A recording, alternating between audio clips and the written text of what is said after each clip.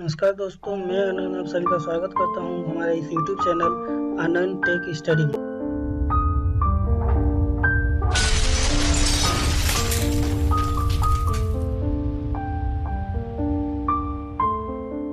तो अगर आपने हमारा ये चैनल आनंद टेक स्टडी सब्सक्राइब नहीं किया है तो ये रेड बटन दबाकर सब्सक्राइब कर दें और बेल बटन दबाकर नोटिफिकेशन ऑन कर दें, ताकि हमारी कोई भी वीडियो जो कि Aadhaar card, PAN card, EPF, textile से ऐप से रिलेटेड कोई भी वीडियो डले तो सबसे पहले नोटिफिकेशन आपको मिले। ठीक है दोस्तों, तो आइए चलते हैं।